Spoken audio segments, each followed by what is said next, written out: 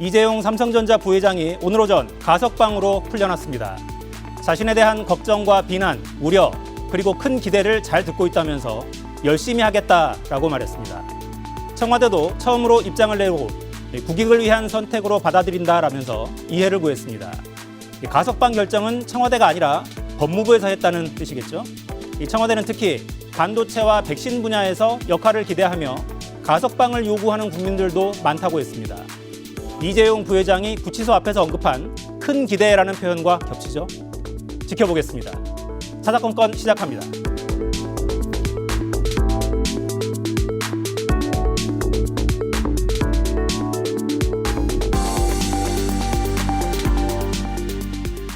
네, 오늘 여의도 사사건건은 김형준 명지대 교수, 배종호 세한대 교수와 함께하겠습니다. 어서 오십시오. 네, 안녕하세요. 안녕하세요. 네, 이 내용부터 좀 짚어볼까요? 오늘 이재명 경기도지사가 전 도민에게 5차 재난지원금을 모두 지급하겠다 이렇게 확정했습니다. 브리핑 내용을 듣고 오겠습니다. 재난지원금 보편 지급의 당위성과 경제적 효과를 고려해서 5차 재난지원에서 제외된 분들을 포함해서 모든 도민들께 재난지원금을 지급하고자 합니다. 문재인 대통령님께서도 연초 기자회견에서 중앙정부 지원 정책과 별도로 지방정부가 자체로 지원하는 것은 얼마든지 할 수 있는 것이다 라고 말씀 주셨습니다. 재정 부담을 이유로 한 지급 반대는 전혀 타당하지가 않습니다. 지방자치를 무시하는 주장입니다.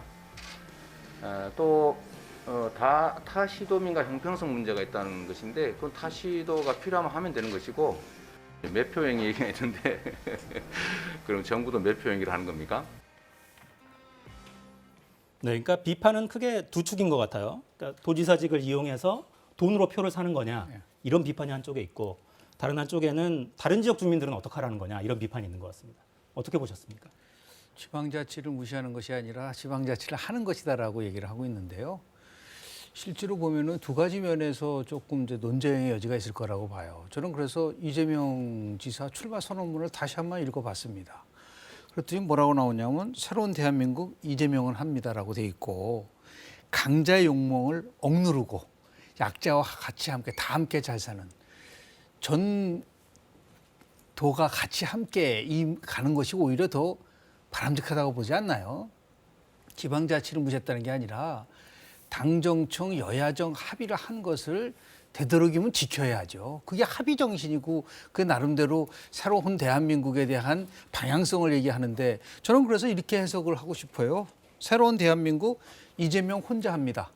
라고 할 수밖에 없다. 그런 의미에서 봤을 때 선거의 공정성에 대한 문제가 나올 수밖에 없는 게 그렇다고 한다면 안희정 지사가 2010년에 17년에 나왔을 때 저렇게 했나요?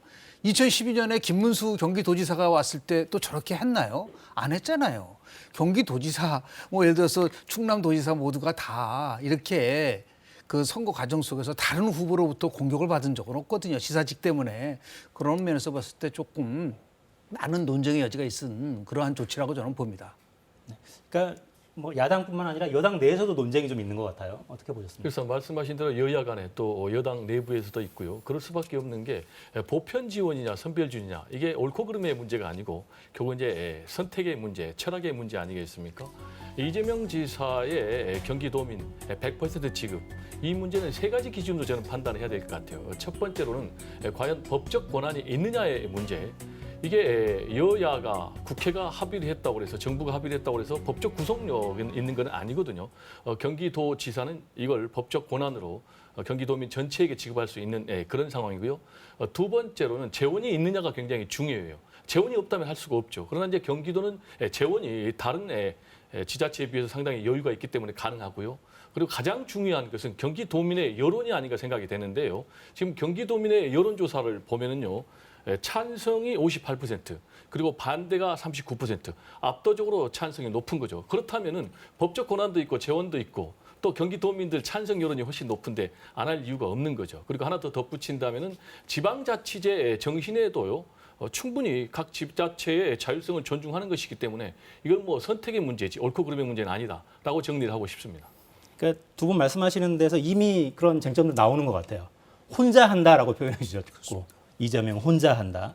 그리고 이 자치제라는 제도는 충분히 할 수 있는 거 아니냐 이렇게 말씀해 주셨는데 여전히 이 형평성 다른 지역에 사는 주민들은 어떻게 하라는 얘기냐 이 부분 남아 있는 것 같습니다. 그런 식으로 따지면은 묻고 싶습니다. 지난 6월 달이죠. 대구시장이 화이자 백신 3천만 회분을 중앙정부에다 지급을 주선하겠다는 얘기가 나왔었어요. 중앙정부에 대해서 지방자치가 모든 것을 다 할 수 있다고 하면 그다음부터는 건강이라든지 재난지급이나 모든 것을 지방정부가 다 할 수 있다는 것을 함축하고 있는 것이다. 그런데 우리는 미국과 같은 완전한 연방정부가 아니에요. 나름대로 중앙정부가 그 축을 이루어가면서 하는 것인데 자기한테 편리할 때는 지방자치라고 그러고 아닐 때는 중앙정부에다 손 벌리고 이럴 경우에는 어떻게 할 거냐라는 문제가 나오죠. 그래서 우리가 형평성에 대한 문제를 제기할 수밖에 없는 것이고 그리고 더 나가서 지금 이재명 지사가 경선에 참여하지 않고 대선에 참여하지 않으면 그나마 그런 대로 받아들일 수가 있어요. 그러나 지금 본인은 대통령 선거에 지금 참여하고 있는 거라고 한다면 다른 후보들이 이 문제와 관련돼서 특히 이낙연 후보 같은 경우는 양심에 대한 문제라고 얘기를 했고 그리고 정세균 지금 후보 같은 경우에는 이거는 문재인 정부에 대한 반박이다까지 얘기할 정도가 나온다고 한다면 그것을 뭐 예를 들어서 딴 것도 아니고 집권당 후보가 그 부분에 대해서는 더 심각하게 고려를 해야 되지 않을까라는 생각을 좀 하게 되는 거죠. 짧게 반박을 듣고 넘어갈까요? 뭐 반박은 아니고요. 지금 이제 혼자 하느냐의 문제와 관련해서 지금 형식은 경기도의 시군 협의회에서 요청하는 걸 수용하는 형식으로 했기 때문에 이재명 지사 혼자 한다라는 건 좀 말이 안 맞는 얘기고요. 두 번째로는 이게 지방자치제가 할 일인가라는 문제인데요. 지방자치제 정신에 따르면 아까 말씀드린 대로 충분히 자율성을 갖고 하는 것이 지금 문재인 정부 그리고 민주당이 지향하는 것이 연방제 수준의 자치 분권을 얘기를 하고 있거든요. 더 맞고 장기적으로는 우리 사회가 지방자치단체의 입법권 그리고 예산 재정권까지 부여하는 쪽으로 가고 있기 때문에 그런 이제 시대적인 추세에도 맞고 더 나아가서 지방자치제에서 굉장히 창의적인 정책이나 정치 실험을 할 필요가 있습니다. 그래서 그게 성공을 보인다면은 그걸 전국으로 중앙정부로 확대할 필요가 있고 실제로 무상급식이라든지 또 생활임금이라든지 이런 부분은 지방자치단체에서 성공하니까 지금 전국으로 확산되는 이런 추세이기 때문에 그것과 관련해서는 결국은 선택의 문제다라는 얘기를 강조하고 싶습니다. 네, 그러니까 그 선택이 이제 자치단체마다 재정 자립도가 다 사정이 다르기 때문에 상대적으로 재정이 좀 부족한 지역에 사는 주민들은 상대적으로 박탈감을 느낄 수밖에 없는 건 사실인 것 같아요. 그러니까 이 문제는 또 나중에 어떻게 좀 보완해 나갈 것인지 전체적인 이 중앙정부 혹은 국회 차원에서 논의가 좀 더 필요할 수도 있을 것 같고 경기도 의회 차원에서 좀 논쟁이 좀 그런데 이제 앵커께서 상대적 박탈감을 계속해서 얘기를 하니까 제가 균형을 잡아야 되겠어요. 그 부분은 좋은 지자체에 있어서 좋은 지자체장의 좋은 정책으로 혜택을 받는다. 그걸 가지고 상대적 박탈감 얘기를 하면 좀 안 될 것 같고 그렇다면은 다른 지자체장 또 다른 지자체장도 잘해서 다 주면 되겠죠. 네, 지자체장이 혼자 잘한다고 되는 문제가 아니니까 제가 말씀드리는데요. 그렇죠. 네, 알겠습니다. 네. 민주당 상황은 잠시 후에 좀 다시 보고요. 국민의힘 상황이 뭐 오늘 오전부터 하루 종일 지금 좀 시끄러워서 먼저 좀 보겠습니다. 예비 후보 토론회를 할 거냐 말 거냐 논란이 계속 뜨거운데 오늘 주목할 만한 발언들이 좀 많이 나왔습니다. 듣고 말씀 이어가겠습니다. 중차대한 시점에 이준석 대표가 내부를 향해 쏟아내는 말과 글에 대하여 깊은 우려를 표하지 않을 수 없습니다. 대선 주자층 모두가 공감하는 중립적이고 공정한 경선 관리에 만전을 기해야 합니다. 경선준비위원회는 대선 경선 준비를 위한 임시기구인 만큼 대선 주자 토론 등 대선 관리는 곧 출범한 선거관리위원회에 일임하여야 합니다. 이준석 대표가 이제 뭐 페이스북에서 이제 정책 뭐 비전 발표 형식으로의 전환도 논의한다 뭐 이런 식으로 그래 언제? 좀 전에 왜 나한테 말씀도 안 하시고 그런 이야기를 하시면 곤란한 거 아닌가요? 자기가 뭐 비전이나 이런 거 그냥 발달 형식으로 바꾸겠다는 어떤 그런 여지를 남겨뒀거든요. 그렇게 되면 또 다른 논란이 생길 가능성이 농후하다고 봅니다. 윤 후보도 우리에게 소중한 후보지만은 다른 후보들도 마찬가지로 다 소중한 우리의 후보다 하는 점을 생각해 주시면 좋겠다는 말씀. 네, 오늘 국회 출입하는 기자들이 아주 바빴습니다. 오전부터. 윤석열 캠프와 이준석 대표 간 갈등이 조금 잦아드는 것처럼 보이기도 했어요. 그러니까 윤 후보가 직접 이 대표한테 전화를 해서 사과하기도 하고 잦아드는 것 같더니 이번에는 뭐 재선 의원들이 참전하고 아주 좀 복잡하게 진행되는 것 같습니다. 쟁점은 어떤 걸로 좀 봐야 될까요?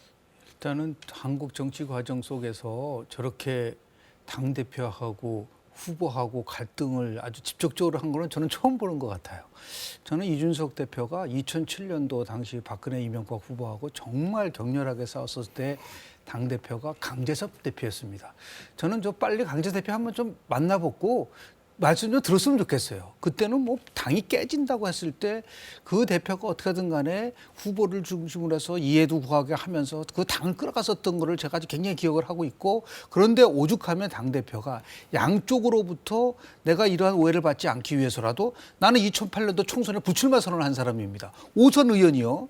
그 정도로 당의 나름대로 굉장히 신중하고 그리고 포용하고 통합하는 걸 가져가야 되는데, 그런 면에서 봤을 때 지금은 좀 의외예요. 근데 거꾸로 지금 민주당은 저 송영길 대표하고는 유력 대권 후보하고 상당히 나름대로 이렇게 잘 조화롭게 가는 것 같은데, 국민의힘은 이제 그렇지 않다 보니까 밖에서 봤을 때는 이제 불안하고, 이 부분은 빨리 당대표의 여러 가지 물론 역할도 있겠지만은 더 이상 이런 식으로 계속해서 갈등 구조로 가져간다면 저는 딱 4.7 재보궐선거 끝나고 4개월 지났는데 정권 교체 물 건너간다 라는 거를 좀 염두에 두고 좀 자중할 필요가 있지 않을까라는 생각을 좀 합니다. 네. 지금 좀 전에 민주당 상황하고 좀 비교를 해주셨습니다. 네네. 민주당은 상대적으로 좀 조용하고 당대표와 유력 대권주자들 그렇습니다. 네. 관계가, 국민의힘은 조금 시끄러운데요 지금. 이 차이는 뭐 때문에 빚어지는 거라고 보십니까? 그럼 뭐 역시 저는 그렇게 봅니다. 왜 우리가 경륜이 필요하고 왜 전략이 필요하고 왜 철학이 필요한 거를 아주 보여주는 거예요.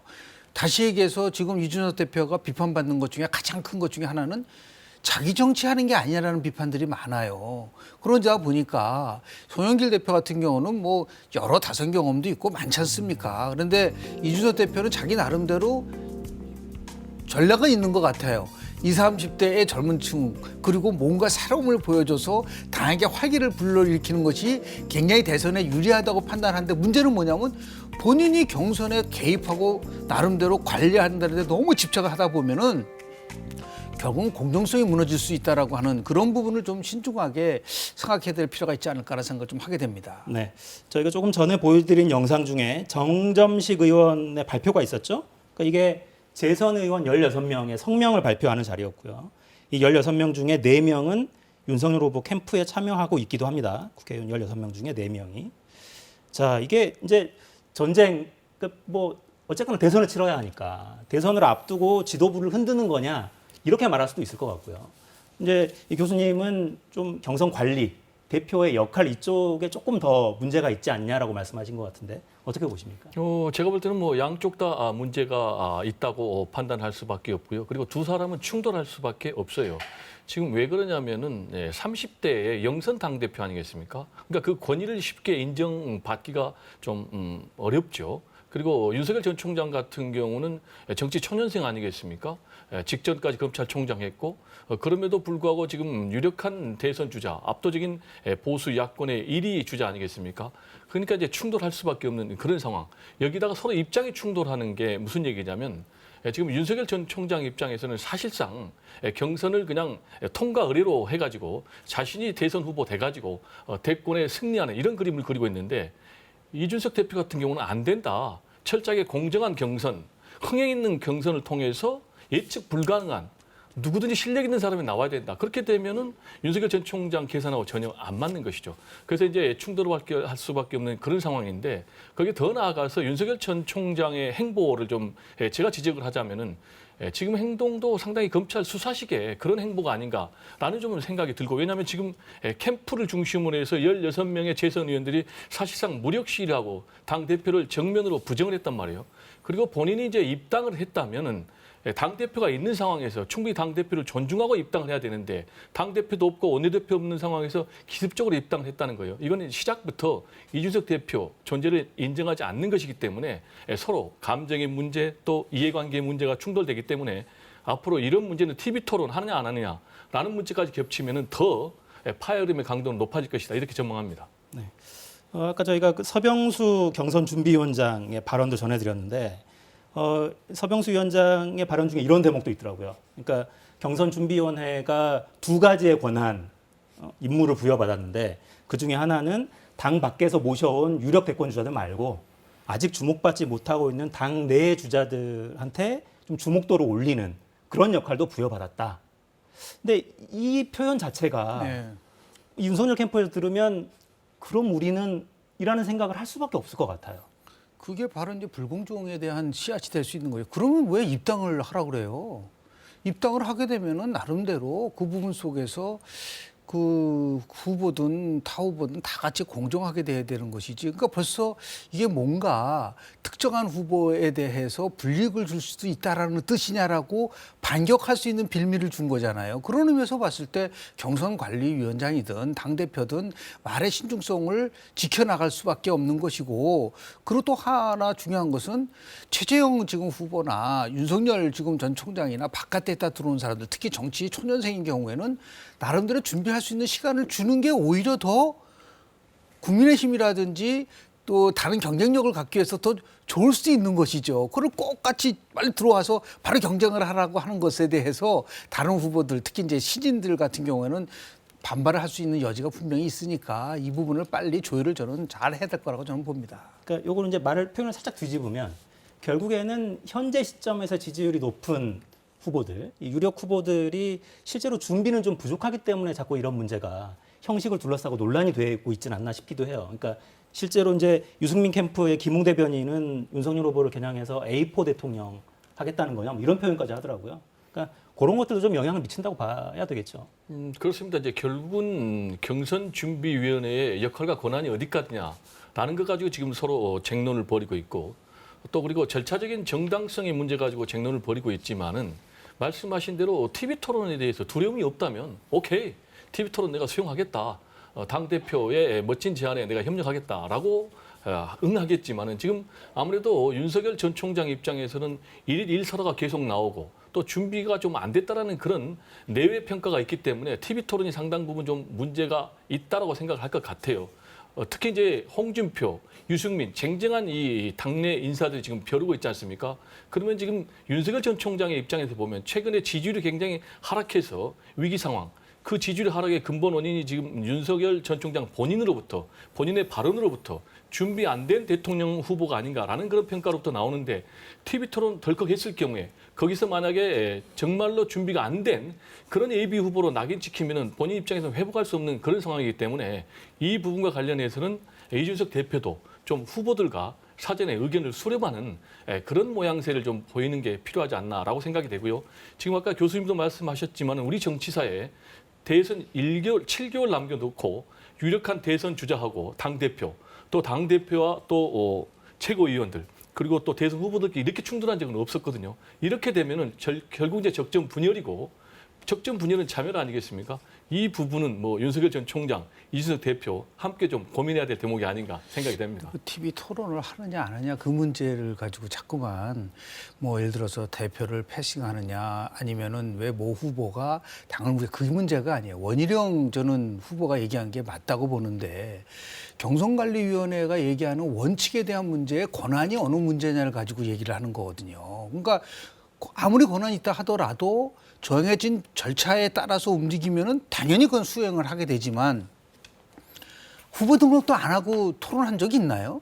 그런 문제를 제기하면은, 아니 그게 후보 등록이라는 게 이제 8월 말에 등록을 하고 9월 달서부터 자연스럽게 시작이 됐는데, 그 문제를 가지고 논쟁을 일으킬 정도로 국민의힘이 난 참 한가한 정당이다, 저런 정당이 어떻게 정권을 교체시킬 수 있을 것이냐에 대한 전략도 없고, 그냥 그 상황상에 보면은 수권 정당으로서의 이미지는 완전히 훼손되고 있는, 이게 더 아픈 부분이에요. 어떤 특정한 후보한테 유리하냐 불리하냐 그 문제가 아니고, 국민에게 뭔가 미래를 향해서 믿음을 줘야 되는데 지금 뭐 막말로 얘기해서 이게 뭐 콩가루 집안이냐 뭐냐 이런 식의 이미지를 주고 있기 때문에, 그런 면에서 보면 이 책임은 결국 누가 져야 되느냐? 당대표가 가장 많은 책임을 져야죠. 이런 부분 속에서 뭔가 좀 자중을 하고 다 같이 좋은 방향으로 갈 수 있는 걸 가져야 되는데, 당대표가 지지 않으려고 하니까 이 모든 문제가 발생될 수 있는 그러한 위험적인 길을 가고 있는 것에 대해서 빨리 정리를 할 필요가 있다는 말씀을 좀 드리는 겁니다. 네. 이제 뭐 콩가루까지 나왔는데요. 그러니까 국민들이 느끼기에 피로감이 느껴지는 것만은 확실한 것 같아요.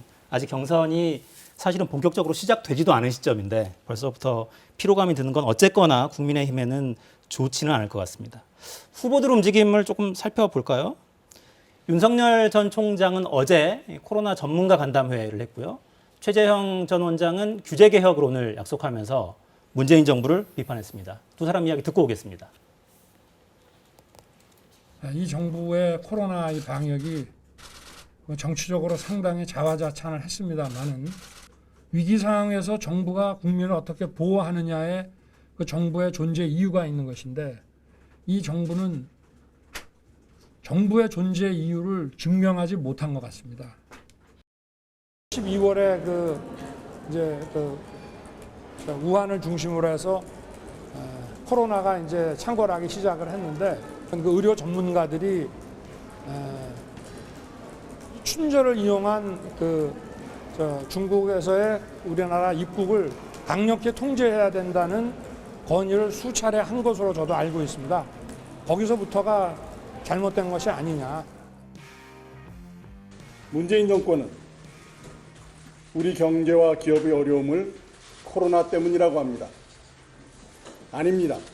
소득주도 성장이라는 실패한 정책 실험, 그리고 좌파 이념에 치우친 친노조, 반시장, 반기업 정책 때문이었습니다.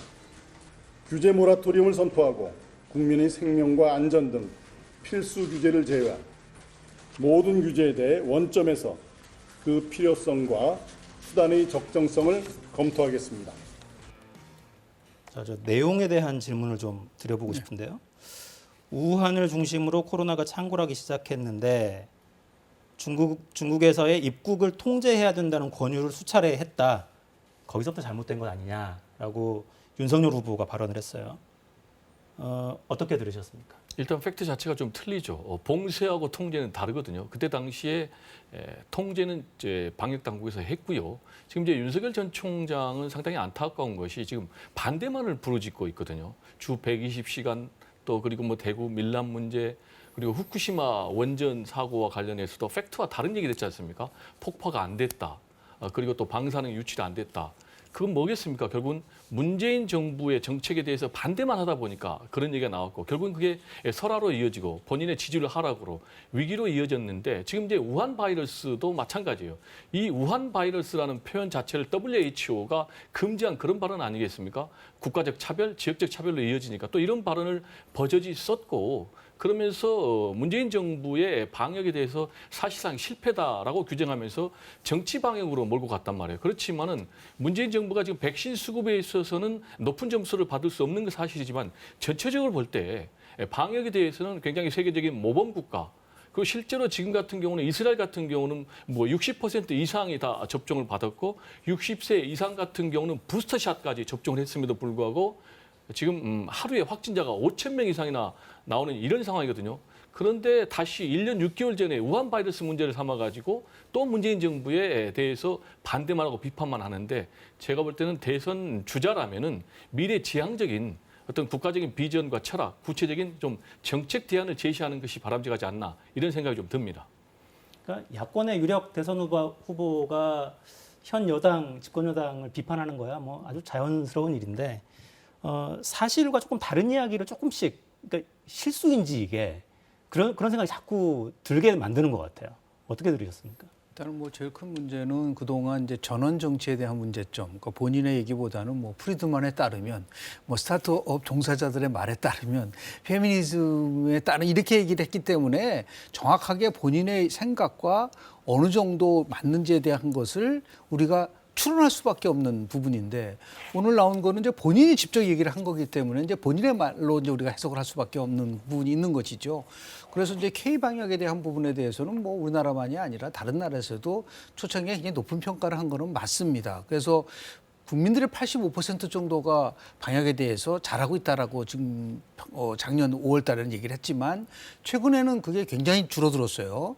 그런 부분 속에서 이제 그 현재의 국민들이 불안해하는 이러한 그 나름대로 코로나 바이러스에 대해서 어떻게 국가가 역할을 할 것이냐에 대한 부분들. 그래서 오히려 그거보다는 더욱더 차기에 우리가 나올 수 있는 이게 팬데믹이라는 게 꼭 코로나 팬데믹이 아니라 각종 팬데믹이 나올 수 있는 거를 우리가 어떤 식으로 체계화해서 이걸 막아낼 수 있느냐. 그런 의미에서 봤을 때 너무 지나치게 K방역에다가 의존하다 보니까 백신 예를 들어서 도입에 대해서 치명적으로 실수한 부분이 다시는 있어서는 안 되겠다. 이렇게 나름대로 좀 미래지향적으로 얘기를 했었으면 훨씬 더 존재감이라든지 아니면 신뢰감을 줄 수 있는 부분들도 있을 수밖에 없는데 그런 면에서 봤을 때 이제 계속해서 이제 학습을 하고 또 실수를 하고 이러다 보면 이제 국민들로부터 다시 한번 그 이미지에 대한 변화가 올 수 있는 부분들이 생길 수밖에 없는 거. 그걸 아마 윤석열 전 총장은 잘 어떤 면에서 봤을 때는 지금이 굉장히 자신의 모든 것을 다시 한번 전면적 재검토를 해야 될 시점이 아닌가라는 생각을 좀 합니다. 네. 그러니까 보통 정치권에서 그런 표현을 하더군요. 그러니까 총선은 좀 회고적 투표, 심판 뭐 이런 투표를 하게 된다면 대선은 좀 전망적 투표, 그러니까 좀 미래를 바라보고 누가 우리나라의 지도자로 적합할 것이냐 이런 걸 보고 투표를 하지 않느냐 이런 뭐 이야기들이 있던데 이제 지도자가 되겠다고 나선 분들이면 미래를 좀 보여주면 좋겠어요. 자꾸 어떻게 나아갑시다. 제가 이렇게 해보겠습니다. 이런 것들을 좀 차분히 준비해서 보여주시면 좋겠다 이런 생각이 들고요. 자, 이게 야당 이야기를 너무 길게 했네요, 저희가.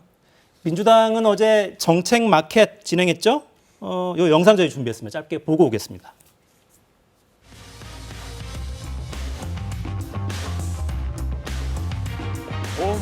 보험 완판 요정 이재명입니다.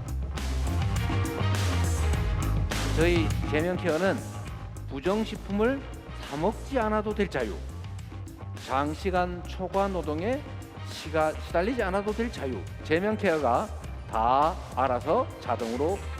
제가 오늘 판매할 상품은 내 집 마련 정책입니다. 공공아파트의 새로운 표준을 만들겠습니다. 3인 가구부터 화장실과 욕실 2곳을 드리고요. 온종일 햇볕이 잘 들도록 일조량을 확보하겠습니다. 불량 상품이나 거짓 상품이 아닌 찐 상품으로 준비했습니다. 주택 공급 폭탄으로 집값을 확실히 잡겠습니다. 사람이 높은 정치가 무엇인지 지금 보여드리겠습니다. 국권 이익에 공정과제를 하고 그에 대한 증가분을 대한민국 주권자로서 국토의 평등한 권리를 지닌 모든 국민에게 지급해 드리는 겁니다. 지방은 인구가 적어서 버스가 가끔씩 옵니다. 1시간이 지났는데도 버스가 오지 않고 있습니다. 비행기 발전의 노하우를 보유한 자타공인 제가 진짜 원조 맛집입니다. 발상 전환의 정치, 새로운 길 박용진입니다. 보병제 숙련된 장병을 중심으로 해서 정예강군을 만들겠다. 이런 취지에서 제가 강력하게 밀어붙이는 정책 상품입니다. 더불어민주당 정책 완판. 네, 형식이 재밌네요. 저게 라이브 커머스라고 생방송하면서 물건 파는 그런 형식을 차용해서 한 건데 김두관 후보는 저희 웨이팅박 박대기 기자를 좀 본따서 눈 맞는 영상을 또 만들었네요. 보면 이제 이재명 후보 정책 이야기를 좀 길게 하면 좋겠는데 시간이 별로 없어가지고요.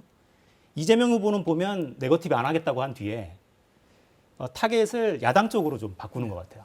주로 이제 부정식품, 장시간 노동 이런 거를 계속 언급하는 걸로 봐서 뭐 예선은 통과하지 않겠냐 이런 자신감의 발로라고 봐야 될까요? 실제로 보면은 뭐 정책에 대한 마케팅이라고 그랬잖아요. 우리 선거학에서 정책 투표가 되기 위해서는 3가지 조건이 필요해요. 하나는 유권자가 특정한 후보의 정책에 대해서 알고 있어야 되고, 그리고 그 정책이 누가 얘기했는지를 구별할 수 있어야 되고, 마지막으로는 그 정책이 내가 투표장으로 갈 정도로 나한테 중요함을 느끼게 해줘. 이 3가지 조건이 만족돼야지만 이제 정책 투표가 이루어진다고 얘기를 하고 있거든요. 그러니까 이제 각 후보들마다 상품을 살라고 하니까 그 3가지 조건에 맞추도록 해야 되는데, 이재명 지금 후보 얘기한 거는 아마도 윤석열 전 총장 빗대어서 한 것 같아요. 지금 조금 전에 말씀하셨잖아요. 대통령 선거라는 거는 미래를 보고 투표하는 것이다. 전망적 투표를 하는 것인데, 그럼 뭐 윤석열 비판하면서 정책 판단한 걸 가지고 과연 국민들이 그 상품에 대해서 얼마나 관심을 가질 수 있겠어요. 그러니까 저 상품이 나쁘니까 내 상품을 사라는 게 아니라 내 상품이 좋으니까 내 상품을 사라고 해야지만이 국민들이 그 상품을 사고 싶어하는 욕구가 생기지 않을까라는 생각이 좀 들고요. 다 좋은데 실현 가능성하고 그 타임테이블 5년 단임 대통령으로서 할 수 있는지 없는지에 대한 부분들도 같이 함께 그게 우리가 얘기하는 매니페스토 정책 그 운동이잖아요. 그런 부분에 더 좀 중점을 좀 둘 필요가 있지 않을까라는 생각을 좀 하게 됩니다. 배 교수님한테는 이걸 좀 여쭤보고 싶네요. 그러니까 경선 불복 논란이 한동안 좀 시끄러웠는데 이게 이 단어 자체가 워낙 인화성이 강해서 그렇죠. 불이 확 붙긴 했습니다만 사실 이낙연 캠프에서 계속 문제 삼는 거는 인성을 계속 이야기하더라고요. 이재명 후보의 인성에 대해서 신뢰하지 못하는 우리 당원들, 지지자들을 설득할 자신이 없다. 이런 표현도 하고요. 실제로 이 문제가 정권 재창출이라는 사실 당원들이 이게 제일 지상 목표일 텐데 그 목표를 위협할 만한 거라고 보십니까? 저는 뭐 그렇게 전망은 안 되고요. 지금 이 문제를 30 이낙연 캠프의 선대위원장이 제기됐지 않습니까? 근데 왜 제기를 했겠느냐라는 것과 관련해서 결국은 이재명 지사의 약점을 부각시켜서 2위에서 1위로 역전시키겠다라는 이제 그런 배경으로 한 것 아니겠습니까? 근데 지금 여론조사 지지율 추이를 보면은 오히려 호남에서 지지율 격차가 더 벌어지는 그런 결과가 나왔단 말이에요. 그 얘기는 결국 이제 역풍을 맞았다는 것 아니겠습니까? 그러니까 불안한 후보를 강조하기 위해서 이 프레임을 던졌는데 상대 후보 측에서 불복하겠느냐, 불복 프레임으로 걸었단 말이에요. 그러면 이제 이 불복 프레임과 관련해서는 굉장히 민주당 입장에서는 아픈 과거가 있지 않습니까? 후다점이라고 그래가지고 노무현 전 대통령 후보가 확정이 됐음에도 불구하고 정몽준 후보로 교체하자라고 해가지고 굉장히 이 문제가 아픈 추억으로 나왔는데 이걸 제기하니까 그럼 이제 경선에 불복하겠다는 거냐라고 얘기하니까 이낙연 대표가 아니다. 내 사전에는 전혀 불복이라는 건 없다라고 진화할 정도로 그리고 실제로 여론조사에도 역전되는 이제 그런 상황이 나왔는데 그렇다고 이 문제를 또 이재명 후보 측에서 너무 지사 측에서 프레임을 굉장히 심하게 걸 경우는 또 거기 또한 역풍을 맞기 때문에 지금 정도에서는 양쪽 다 어느 정도 자제하는 게 바람직하지 않나 이런 생각이 좀 듭니다. 일단 이낙연 후보 쪽의 전략이 되치기를 당한 것 같다라고 해석하시는 것 같아요. 그러니까 저희가 좀 전에 이제 회고적 투표, 전망적 투표 이야기를 했는데 부디 각 캠프가 좀 미래를 보여주는 자꾸 새로운 정책들을 보여주고 설득하는 스스로의 상품성으로 설득하는 그런 모습을 좀 많이 보여주면 좋겠다 싶습니다. 그러면 대선이 재밌을 것 같습니다. 네. 오늘 여의도 사사건건 김형준 명지대 교수, 배종호 세한대 교수와 함께했습니다. 두 분 말씀 감사합니다. 네, 감사합니다.